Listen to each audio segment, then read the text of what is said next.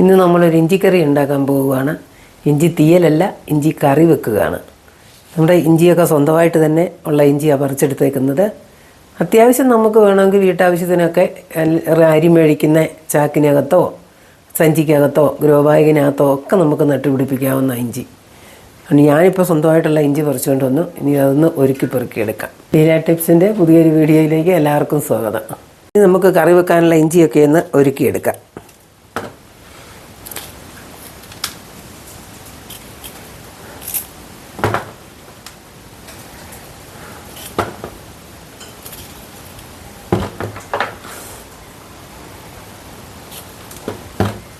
പണ്ടൊക്കെ നമ്മുടെയൊക്കെ വീട്ടിൽ ഇഞ്ചിയൊക്കെ നടുമ്പോഴേ നല്ല കർക്കിടക മാസത്തിൽ ഇഞ്ചിയൊക്കെ നടുമ്പം ഇങ്ങനെ തുപ്പിപ്പാളയിൽ നിന്ന് വെള്ളമൊക്കെ വീഴണമെന്നാണ് അന്നത്തെ ചാച്ചനൊക്കെ പറയുന്ന കഥ.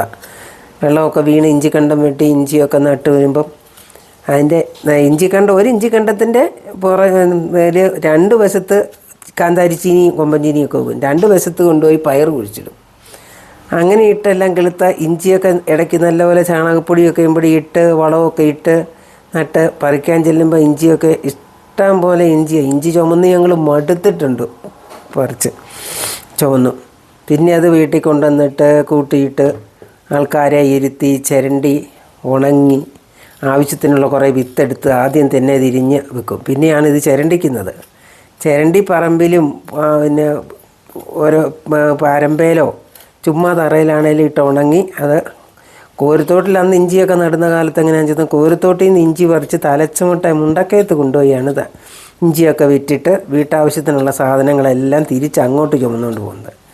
നമ്മുടെ ആ പ്രദേശത്തൊന്നും അന്നൊന്നും ഒരു സാധനവും കിട്ടാറില്ല. ഉപ്പ് വരെ മുണ്ടക്കയത്തുനിന്ന് മേടിച്ചുകൊണ്ട് പോകണമായിരുന്നു. അങ്ങനെ ചുമന്ന് കയറ്റിയാണ് നമ്മളൊക്കെ കറി വെക്കാനും എല്ലാ സാധനങ്ങളും കൊണ്ടുപോകുന്നത്. ഇന്നിപ്പോൾ ഉള്ളവർക്കെല്ലാം കടയിലോട്ട് ചെന്നുക മേടിക്കുക, ഇഷ്ടം പോലെ സാധനങ്ങളും കിട്ടാനുണ്ട്. അന്നത്തെ കാലത്ത് ഇതൊന്നും കിട്ടാനില്ല. ഉപ്പ് വേണമെങ്കിൽ മുണ്ടക്കയത്ത്. അതുപോലുള്ള സാഹചര്യത്തിലായിരുന്നു. അതുകൊണ്ട് എല്ലാ സാധനവും കൃഷി ചെയ്ത് ഇഷ്ടാനുസരണം കൃഷി ചെയ്തുണ്ടാക്കുമായിരുന്നു.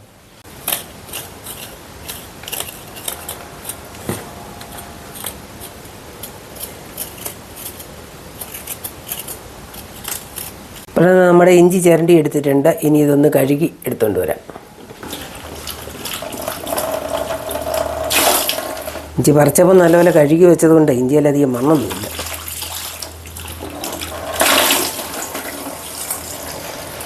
അപ്പം നമുക്ക് ഈ ഇഞ്ചി ഒന്ന് ചെറുതായിട്ട് കനം കുറച്ച് അരിഞ്ഞെടുക്കാം.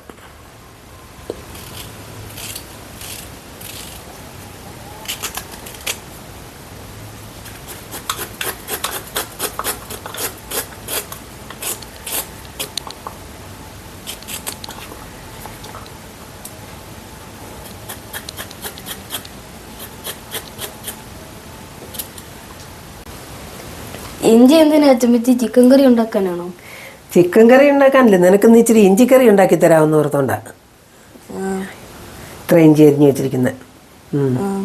എന്നാൽ ഇഞ്ചിക്കകത്തോട്ടേ നീ ഇച്ചിരി ഉപ്പിട്ടൊന്നേ ഇളക്കി വെക്കാം.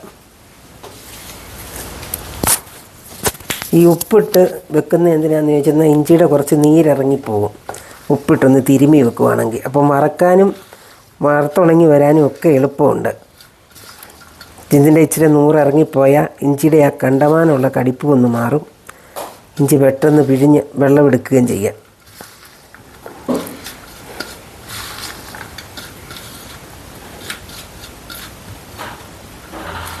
നമുക്ക് ബാക്കി സാധനങ്ങളൊക്കെ എടുക്കാം. നേരം തന്നെ ഇഞ്ചി ഇച്ചിരി നേരം ഇങ്ങനെ ഇരിക്കട്ടെ.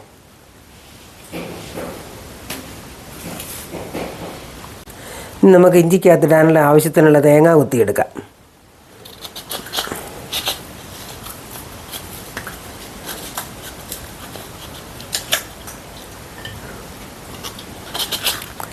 കുറച്ച് ഇഞ്ചി ഉള്ളതുകൊണ്ട് കുറച്ച് തേങ്ങ മതി.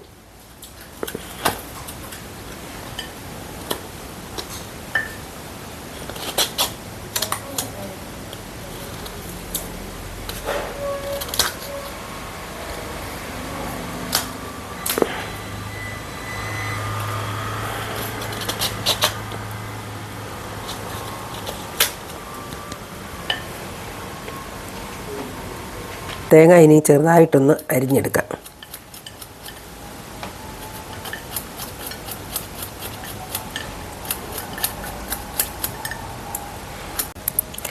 തേങ്ങ ഇങ്ങനെ അരിഞ്ഞ് വറുത്തിടണമെന്ന് നിർബന്ധമൊന്നുമില്ല. പിന്നെ ഒരു തേങ്ങ ഇടയ്ക്കൊന്ന് കടിക്കുന്നത് മിക്കവാറും ആൾക്കാർക്ക് ഇഷ്ടമാണ്.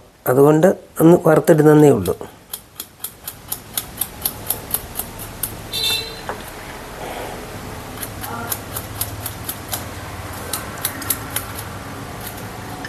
ഇഞ്ചി കറിക്ക് ആവശ്യമായ പുളി എടുത്ത് വെച്ചിട്ടുണ്ട്. അതിനകത്ത് ഇച്ചിരി വെള്ളം ഒഴിച്ച് നമുക്കൊന്ന് കുതിരാൻ വെക്കാം. ഇച്ചിരി ശർക്കര എടുത്ത് വെച്ചിട്ടുണ്ട്. അതൊന്ന് പൊടിച്ചു എടുക്കണം.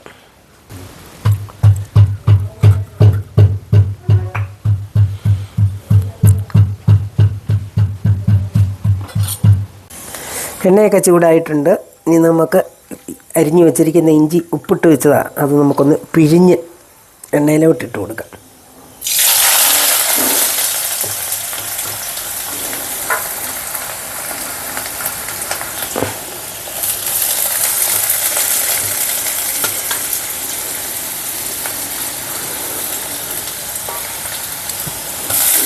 കണ്ടോ ഇഞ്ചിയുടെ നീര് കണ്ടോ എന്തേരം ഉണ്ടെന്ന്. ഇല്ല, ഈ നീര് മുഴുവനും പിന്നെ വറക്കുമ്പോൾ ഉണങ്ങാൻ താമസമാണ്.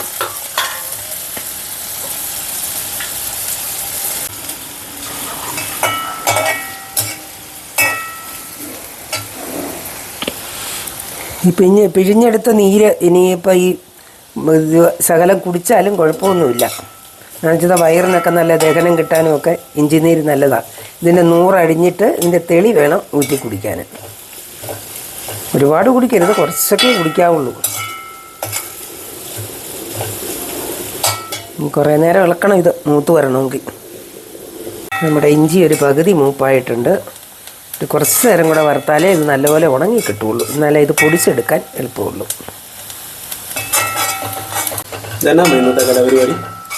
ഇന്നത്തെ കലാപരിപാടി ഇച്ചിരി ഇഞ്ചി കറി വെക്കുക. തീയലല്ല, കറി. നിനക്ക് പണ്ട ഇഞ്ചിക്കറി ഇഷ്ടമാണല്ലോ, അതുകൊണ്ട് ഇച്ചിരി ഇഞ്ചിക്കറി വെക്കാമല്ലോ.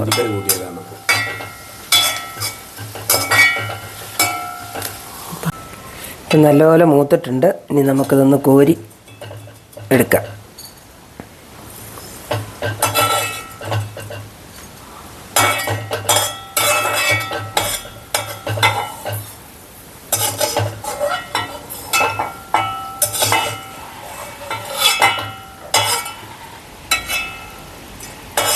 കോരി വെച്ചാൽ ഇഞ്ചി നമ്മളിങ്ങനെ എടുത്തിങ്ങനെ പൊടിക്കുമ്പോൾ ഇങ്ങനെ പൊടിയുന്ന പോലെ ആയിരിക്കണം ഇത്.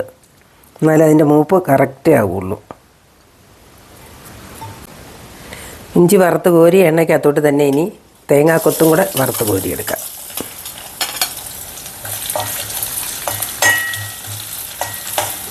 തേങ്ങാക്കൊത്ത് മൂത്ത് നല്ല ബ്രൗൺ കളറായിട്ടുണ്ട്. നമുക്കിതുകൂടി ഒന്ന് കോരിയെടുക്കാം.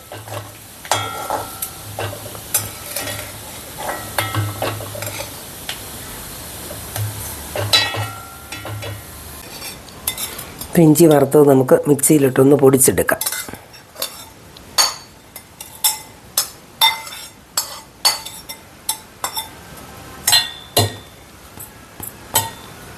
എണ്ണ മൂത്തിട്ടുണ്ട്. നമുക്ക് കടുക് ഇട്ട് കൊടുക്കാം.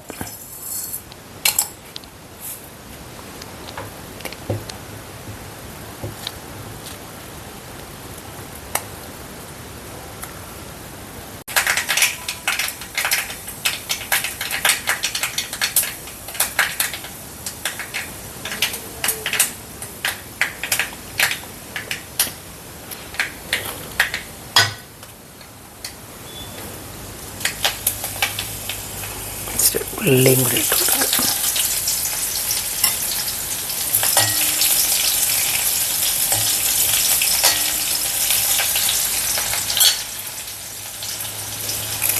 കറിവേപ്പിലയും ഇടാം.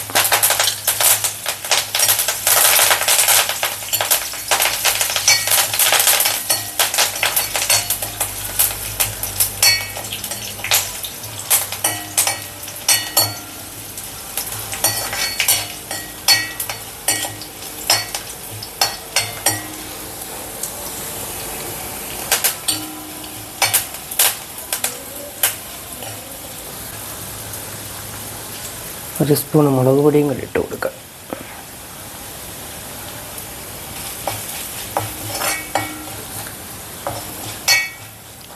ഇതിലേക്ക് നമ്മൾ തേങ്ങാക്കൊത്തൂടിടാം.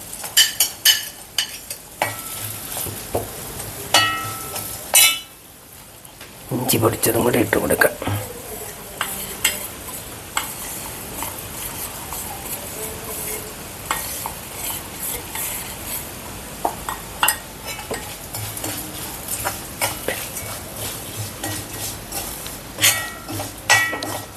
അതിനകത്തേക്ക് ആവശ്യത്തിനുള്ള പുളിയും കൂടെ പിഴിഞ്ഞ് കൊടുക്കാം.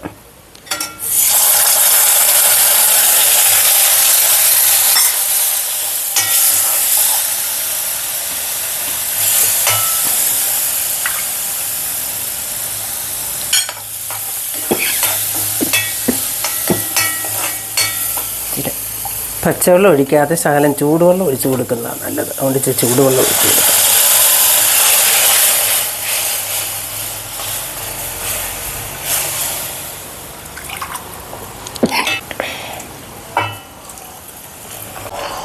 ഇച്ചിരി ഉലുവാപ്പൊടിയും കൂടി ഇട്ട് കൊടുക്കാം.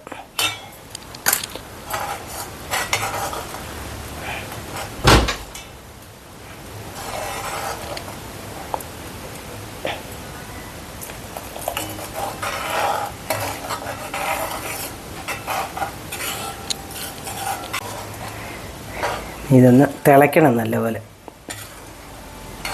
തിളച്ച് കഴിഞ്ഞിട്ട് നമുക്ക് ഇച്ചിരി മേമ്പൊടിയും കൂടെ ചേർക്കാനുണ്ട്. ഇപ്പം നല്ലപോലെ തിളച്ചിട്ടുണ്ട്. ഇനി അതിനകത്തോട്ട് നമുക്ക് ഇച്ചിരി ശർക്കര സീകി വെച്ചിരിക്കുന്നതും കൂടെ ഇട്ട് കൊടുക്കാം. നോക്കട്ടെ, ഇത് ഇളക്കി നോക്കിയിട്ട് വേണമെങ്കിൽ ഇച്ചിരി ചേർത്താൽ മതി.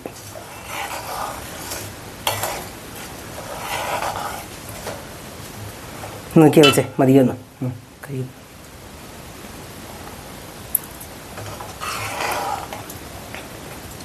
ഇങ്ങനെയുണ്ട്.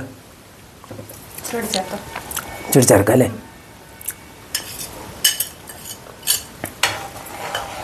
ശരിയാകും.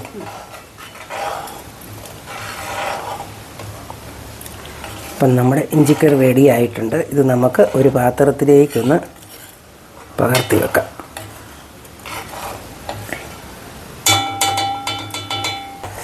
നമ്മുടെ ഇഞ്ചിക്കറി റെഡി ആയിട്ടുണ്ട്. ഇത് തണുക്കുമ്പോൾ ഒരു ശകലം കൂടെ കുറുകും. ഇത് ഇനി ചോറിന് കൂട്ടാനും ഒരു കപ്പപ്പുഴുക്കിന് കൂട്ടാനാണേലും നല്ല കറിയാണ്. പിന്നെ വയറിന് നല്ല സുഖവും കിട്ടും ഇത് കൂട്ടിയാൽ. ഇഞ്ചിക്കറി റെഡി ആയിട്ടുണ്ട്. എല്ലാവരും ഒന്ന് വെച്ച് നോക്കുക. ഇഷ്ടമായാൽ ലൈക്ക് ചെയ്യുക. അടുത്ത വീഡിയോയിൽ വീണ്ടും കാണാം.